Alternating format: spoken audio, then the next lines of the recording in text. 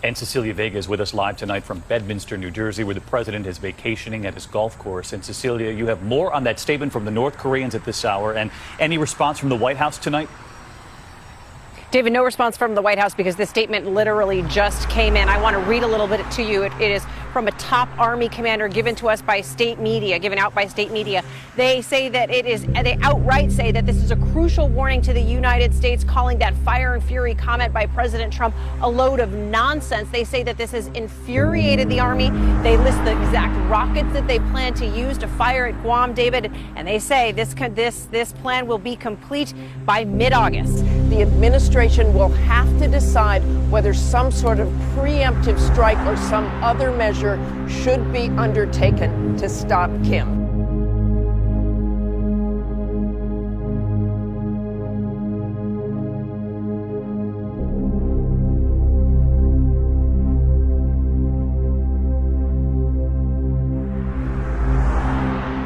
We do begin with breaking news. That headline, North Korea just a short time ago issuing its newest threat. The AP now reporting that the North Korean regime is calling President Trump's words a load of nonsense, saying they will complete their plan to, quote, attack waters near Guam by mid-August. It comes after President Trump warned North Korea against making any more threats, or the U.S. would unleash fire and fury unlike anything the world has ever seen. ABC senior White House correspondent Cecilia Vega leading us off. Tonight, a new threat from North Korea coming in, saying they will be ready to attack the U.S. territory of Guam by mid-August. This comes as President Trump's warning shot fired directly at Pyongyang tonight is sending shockwaves around the world. But ABC News has learned that threat caught some in the president's own inner circle by surprise. The president in that statement using language not vetted or pre-approved by his national security team. North Korea best not make any more threats to the United States. They will be met with fire and fury like the world has never seen. Sources close to the president say behind closed doors with top aides, including new Chief of Staff General John Kelly, President Trump had discussed taking a tougher tone on Pyongyang. But even members of his own national security team had no idea the president would go so far. He has been very threatening beyond a normal statement. And as I said, they will be met with fire, fury, and frankly, power, the likes of which this world has never seen before. Thank you. Within a few hours, North Korea responding with its own warning, saying it is seriously considering a plan to target Guam with missiles. The U.S. territory, home to crucial military bases and 160,000 Americans, is just 2,000 miles away. The Pentagon has prepared a specific strike plan for a preemptive attack on North Korea should the president order one. Key to that plan, two senior military officials and two senior retired officers tell us the battle-tested B-1 bomber, seen here in a military video, training for such a mission. The B-1, recently updated, has been a workhorse in Afghanistan and Iraq. Since the end of May, the B-1s have accelerated their training, conducting 11 practice runs, including one on Monday. You have a new book coming out, The America We Deserve, which I've had a chance to had some excerpts given to me by your office. Let me talk about some of the issues. One is North Korea. And you say that you, as president, would be willing to launch a preemptive strike against North Korea's nuclear capability. First, I'd negotiate. I would negotiate like crazy, and I'd make sure that we tried to get the best deal possible. Look, Tim, if a man walks up to you on a street in Washington, because this doesn't happen, of course, in New York, but if a man walks up and puts a gun to your head and says, give me your money, wouldn't you rather know where he's coming from before he had the gun in his hand? And these people, in 3 or 4 years, are going to be having nuclear weapons. They're going to have those weapons pointed all over the world and specifically at the United States. And wouldn't you be better off solving this really potentially unbelievable, and the biggest problem, I mean, we can talk about the economy, we can talk about Social Security. The biggest problem this world has is nuclear proliferation. 6 B-1s are positioned in Guam. They are not nuclear capable. Here's what they're training for.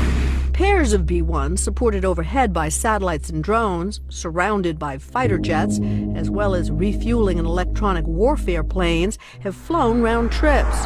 refueling multiple times to practice what a real operation against North Korean missile sites might look like. The highly sophisticated strike package is designed to be largely invisible to facilitate a sneak attack. The targets, multiple sources say, approximately 24 North Korean missile launch sites and support facilities, which intelligence officials tell NBC News they feel confident they have accurately identified. The B-1s can carry a mix of weapons, as many as 168 bombs, or more likely, the new JASSM-ER, a highly accurate missile that can be fired hundreds of miles outside North Korean airspace. Of all the military options you could consider, this would be one of the 2 or 3 that would be at least have a possibility of not escalating the situation. A single long-range strike against the nuclear program, a cyber offensive would be the second. Those are the only 2 military options that ought to be in serious consideration. Nonetheless, Admiral Stavridis, who is the supreme allied commander of NATO, says he would counsel the president against the use of the U.S. military at this point. Kim Jong-un would be compelled to respond.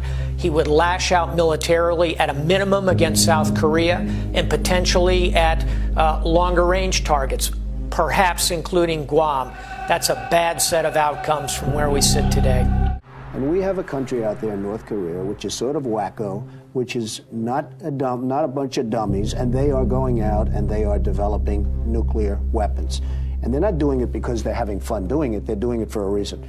And wouldn't it be good to sit down and really negotiate something, and ideally negotiate? Now, if that negotiation doesn't work, you better solve the problem now than solve it later, Tim. And you know it, and every politician knows it, and nobody wants to talk about it. Jimmy Carter, who I really like, and he went over there, he was so soft. These people are laughing at us. The former general of the Air Force, Merrill McPeak, the former Secretary of Defense, Les Aspin, said you could not launch a preemptive strike against North Korea because the nuclear fallout could be devastating to the Asian Peninsula. I'm not talking about us using nuclear weapons. Then the president himself weighed in, tweeting, "Our nuclear arsenal is now far stronger and more powerful than ever before. Hopefully we will never have to use this power." But his initial words have sparked international reaction. From New Zealand, I think the comments are not helpful in an environment that's very tense. To Germany's Foreign Office, saying saber rattling won't help. Even some in the president's own party, calling his words dangerous. All it's going to do is bring us closer to some kind of serious confrontation. I think this is very, very, very serious. The great leaders that I've seen, they don't threaten unless they are ready to act. Yeah. And I'm not sure that President Trump is ready to act. I'm saying that they have areas where they're developing missiles. No, but taking out their nuclear potential would create a fallout. Tim, do you know that this country went out and gave them nuclear reactors, free fuel for 10 years? We virtually tried to bribe them into stopping, and they're continuing to do what they're doing, and they're laughing at us. They think we're a bunch of dummies. I'm saying that we have to do something to stop. But if the military told you, Mr. Trump, we can't do this. You give me 2 names. You're giving me 2 names. I don't know. Do you want to do it in 5 years when they have warheads all over the place, every one of them pointing to New York City, to Washington, and every one of our... Is that when you want to do it? Or do you want to do something now? You better do it now. And if they think you're serious, I deal with lots of people. If they think you're serious, they'll negotiate, and it'll never come to that.